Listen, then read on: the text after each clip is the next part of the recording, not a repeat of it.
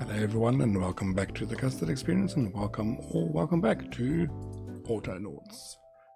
Last episode we made tier 5 clothing in the form of a jacket, and we started on the tier 5 food journey by creating butter being stored in there. And I started on the additional research stations. And those are now done, and I've implemented them, and I've created the bot drive Mark II, so they are now carrying on, and this is appropriately emptying rather than staying full. This episode I intend to carry on with the tier 5 food journey, and I know for a fact I need to queue up some of these, so I'll just do that in the meantime. The tier 5 food journey is still complicated. To get the mushroom pie or the berry pie, I need good oven, which I can make no problem. I need the large clay dish, which is fairly standard. It's very similar to the normal clay pot, so it's a similar kind of process, so that will be easy to do. I need the raw berry pie, which needs the berry jam, which is the tier 4 food, which I already do, and then the pastry, which requires the butter, and which I just did last episode, and then the good flour, which requires a gristmill and some cereal seed. The gristmill requires the millstone. So all of that in reverse is what I'm intending to do this episode, or maybe not all of it. I'm going to start on that journey. However, I did, while I was poking around in the map or in the game in between episodes, I noticed a couple of things that worries me, which I do want to pay attention to first. A few things that do worry me is the fact that we are almost always low on herb mushroom, which is the tier 2 food, and then the mushroom soup, even though we are making tier 4 food, these things being low worries me. And then I realized, eek, honey storage is empty. I've got my tier 4 berry jam guys waiting for honey, which is a bit worrying. So I'll just explain quickly what I'm going to do, and then I will put a cut in the video to so that I can do that. What I'm going to end up doing is I'm going to queue up a bunch of things that I know that I need. For instance, the honey.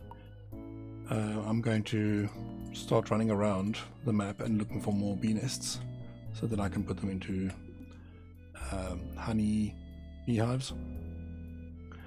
I'm going to need, for the clay, I'm going to need one of those. Well, I'm going to need 4 of these actually. That's a crude clay station. I'm going to need more storage, so that can happen. I'm also going to need, what else was it? For the large clay dish, I'm going to need 2 more of these. I'll queue those up. Then, just to try to recover from these shortages over here, the low poles and stuff, I'd want to update the forest guys, the hole diggers, so many of them. These guys, I want to update them to get the new better spades, which is there. And then I'm actually going to get them to do that right now. So what I'll do is I'm going to move them. I'm going to go over there. Come to me, please, all of you.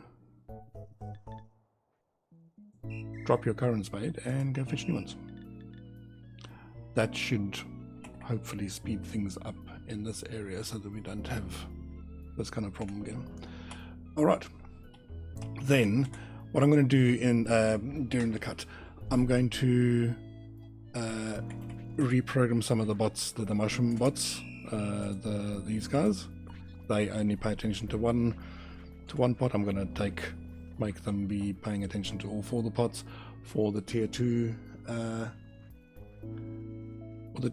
foods, and there's some tier 3 storage guys. I'm going to give some of them some power upgrades so that they can carry more than one thing at a time, etc, etc. Some of the bots in this area, like the water porridge guys, I'm going to add some more bots in there to make sure that is running smoothly. This water porridge is a bit low. I'm going to reprogram some of the bots for the rotary quern and the dough, because the dough is necessary for the pastry, and I absolutely cannot have that running low. These bots that pay attention to the cauldrons, I will be doing that as well. I will redo some of their programs to hop between the cauldrons. Instead of, for instance, I've made each of the cauldrons be self-sufficient, where one bot does the whole recipe. That's just too slow, especially if I'm going to start creating the tier 5 food, which will require 3 of these. This absolutely needs to be a more efficient process, and that will happen for the second set of cauldrons as well. But first, I need to save the bees. So what I'm going to do, let me just grab the camera and just show the whole map. Right, so the whole map, there's lots of unexplored space that contain, or that could potentially contain the bee nests. And if I look at the map, if you look at trees, all of those flashing bits there can be bee nests in there, or at least a tree with a bee nest in. So what I'm going to do is I'm going to just run across the whole map to go and find visually spot where the bee nests are and bring them back, so that I can move these beehives into this area and give them some bee nests. So that's the first thing I'm going to do. One moment, please. Alright, I've found at least 4 bee nests, so I will just place the bee nests in this configuration, and we'll see how much these beehives complain about them needing flowers close by. I think they should be good with the flowers that are in this area. One thing I do need to do is my honey gatherer currently only yeah, okay, so he fetches crude buckets, so I'm gonna reprogram him to fetch the better buckets, and then I'm gonna reprogram him to do slightly better with the fetching of the honey from the beehives and the skeps. What does that look like? So I need to so this I need to copy. So skip and just give me one of your buckets, please. Let me show you what it looks like to fetch honey from a full. There we go, beehive, thank you. So fetch in this area. I need him to do both. How full is this one? I think with the metal bucket you only get 1 unit of honey per retrieve from a beehive. So maybe I don't need him to do lots of metal buckets. 1 should be fine. Yeah, otherwise this waits. Okay, I'll deal with that later. So he will try to fetch honey from a skep, And if you can't find honey from a skip, people find... I want him to go and fetch from a beehive. And do that until your held object is full. Okay. Then cycle down and do all of that until your held object is full. Then go to the honey storage, add cycle until it's empty. Alright. I think that's the right way to do that.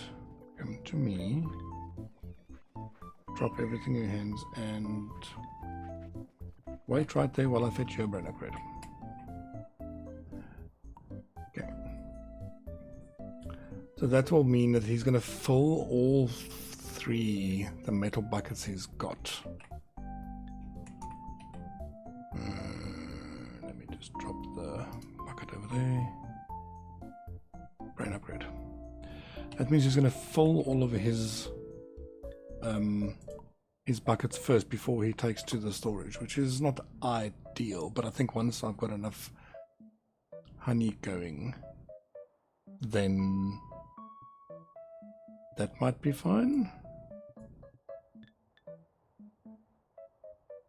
So fill your hands in your backpack with metal buckets, then find escape and add, just hop between the escapes and beehives until your first bucket is full. Then put it in your backpack and get an empty one. Do that again until your fetched out of your backpack one is a full one.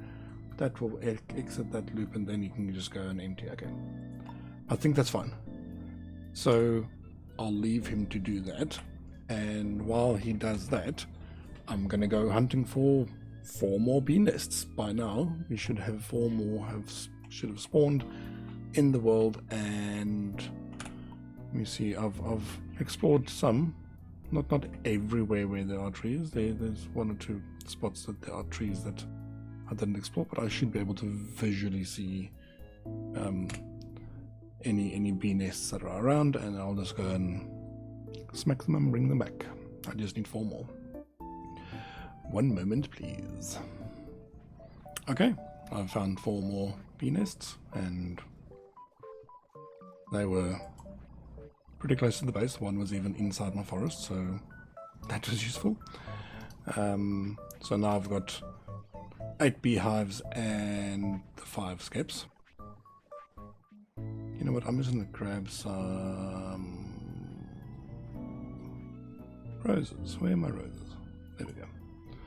Grab some roses and give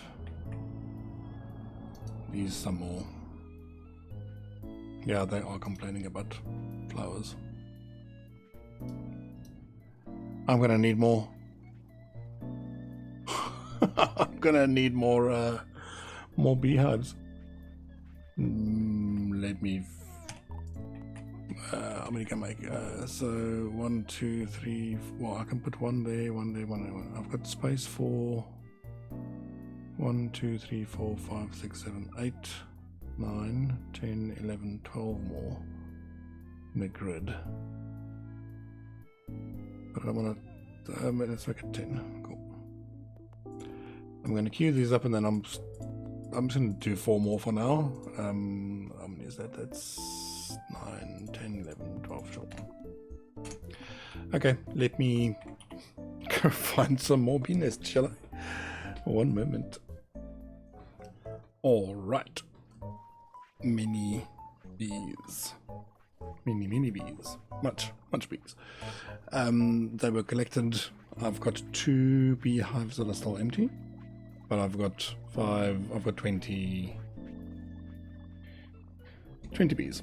20 beehives or skips providing me with honey, and I don't think any of them are complaining about... Oh, they are complaining about flowers. Alright, let's give them some flowers. So while I do that, an interesting thing that I discovered, the reason why I have to do all of this stuff manually, well, not all of the stuff, the fetching of the bees manually, is you can't automate that. That's the one thing that I've discovered you cannot automate in the game. And the reason for that is when you use a mallet to strike a tree that has a beehive in it, a normal tree and a tree with a beehive in looks exactly the same to the bots. So they have no idea how to identify a tree with a beehive, or differentiate between a tree with a beehive and a normal tree. So you can't send bots out into the world to go and look for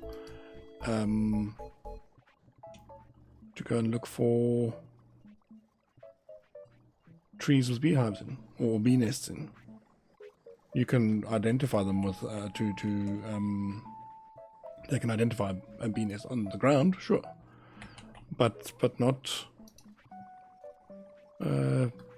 a bee nest in a tree. So you can't automate it. I tried. I definitely did try, and it didn't work. They just smacked all the trees that they could see. Okay, so now that I've saved the bees, we've got honey storage going up, and the reason for the honey storage going up is possibly not because this guy's doing his job well, it's because this storage is full. You know, which is good in one way, but kind of means I don't quite know whether this is enough or not. I'm going to leave it as is. We will discover soon enough. Okay, save the bees. Next thing, all of the food, I need to redo a bunch of these bots, and that's going to be some rather boring programming, reprogramming of these bots, so let me do that. One moment. Well, while I was busy doing all of the food reshuffling, the research completed. I can now make better bots with the speed upgrade, the energy upgrade, which I don't care about, the backpack upgrade, power upgrade, sensor upgrade, brain upgrade, and the base drive, bod, and head. Oh, and the SuperBot workbench. Nice. All right. Okay. So I think I have actually just finished the food reshuffle anyway, so let me just go through that. There was a lot. I added a bunch of bots into these areas here, the weeds and the mushrooms. I should add 2 more big mushroom gatherers. It looks like they can do with some more to fill that up. Okay, then where is it? Okay, so all of these bots now do hopping from one pot to the next. The cauldrons do the same. I've got full berry jam storage. I'm getting mushroom storage up. These two should hopefully catch up eventually, and our honey is full. Our honey gatherer is happy. I've got a honey deliverer for the berry jam. It's a beautiful thing. These things are all. I'm happy with this. These are all, you know, kind of trending upwards in terms of storage, so that's good. Now that I finally sorted out the tier 2, 3, and 4 storage, I can carry on with the tier 5 food journey. And what that's going to look like is, at the beginning of that is going to be the large clay dish bits. And the large clay dish, I've been upgrading them over here. There's a good clay station that needs electricity, and as it happens, I've got the electricity right here. So what I'm going to do, I'm going to move the raw roof tiles that way. Hopefully everybody finds that. And then let's clean up some of the road here. Because what I'd like to do is I'd like to extend the fence out.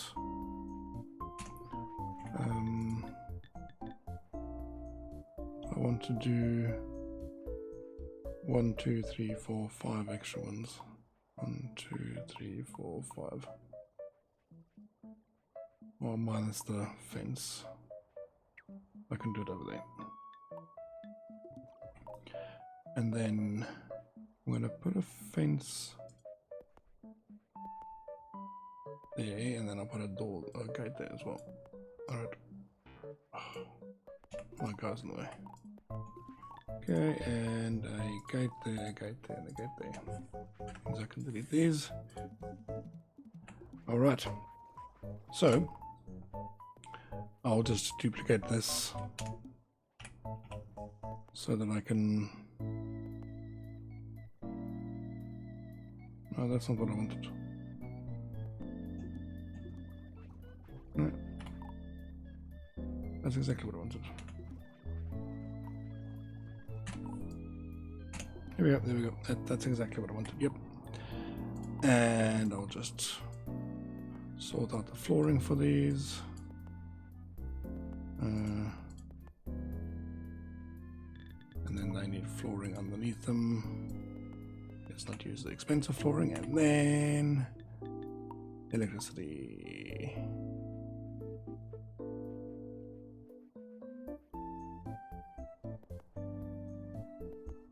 There we go. And I think I can delete that electricity all day. There we go. Beautiful. Okay. Large clay dish. And that will not be very fancy. Large clay dishes get stored in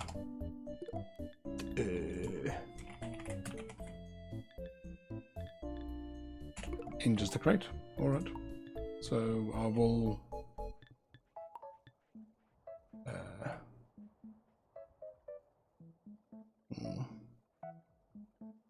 I'm going to put the kilns over here, so you know what, it's fine.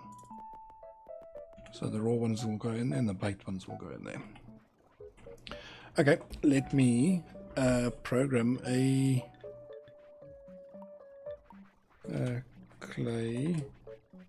large clay dish raw series of bots. And what that looks like, they're just delivering clay, right? So that's all they need to do. So not very exciting. Let me do that right after this.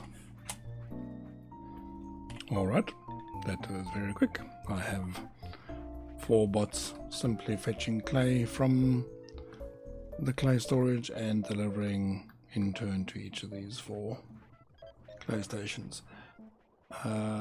I can probably improve efficiency. I don't know if this clay station is going to be used under current conditions, because they take 8 clay and the bots can carry 6, so they kind of repeat themselves, but I'm not too fussed about that. These large clay dishes are not going to be used that much. Well, they will be used, but I don't think I need to be super efficient. We can figure that out later. I also have a single bot that will fetch. I think I just made a slight little bit of a mistake in that I need to give him an area to pick up from, and I didn't do that. That area please, that area please. There we go. Okay. So he will go and put all the large clay dish raw in the storage, and that's that. Then let's do the baking.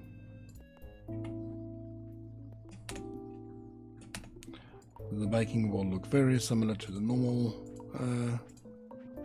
to the clay pot ones. You stick a large clay dish raw in and you get a baked one out, and then you want to go and stick it into another storage. So let me do that. One moment please. Alright, there we go. I have 2 bots that will fetch a raw large clay dish, bring it to one of these 2 kilns, and I've got a baked large clay dish to storage carrier. So we will get a bunch of that. Excellent. That's that for the dishes. Let me sort this out. And then all of that was in aid of being able to get to this. No, this. Right, okay, so I need the large clay dish. Eventually, I'm going to make a millstone guy. I need a masonry bench, which I didn't queue up. That's interesting. So masonry bench should be quick. I'll just do, I think 2 more just in case I need 1 more at some point in time later, and then I'll be able to do the what is it called? I keep forgetting. A millstone, that's right. A millstone so that I can get a gristmill. Okay. So this I can just, I guess, put over there. Give you some flooring. And this should be fairly standard as well. In actual fact, you know what? I'm going to do the same as I do with the chimneys. I'm going to make a conscious choice. I only make 1 at a time. So let's do, okay, let's create a millstone crafter. Very boring. He's going to fetch rough stone blocks and deliver them. Yep, the rough stone blocks I'm currently storing over there. Let me do this off camera. Okay, I've got a millstone crafter. He delivers rough stone block until that masonry bench is full. Okay, so now I can queue up, let me just delete that. I can queue up a Gristmill. No, the quern. Oh, I don't even have to go queue them up, I've got 2 already. So I'll just place them down there and upgrade them. And upgrade that one, and then I need 2 BlueprintBots. I need a crude metal pole BlueprintBot, which I'm fairly sure I don't have. Don't have a metal pole one, I've got a metal plate one. Okay, let me create these 2 BlueprintBots quick.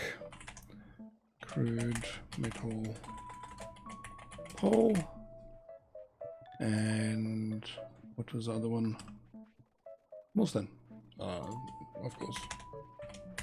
Millstone. So let me program those 2.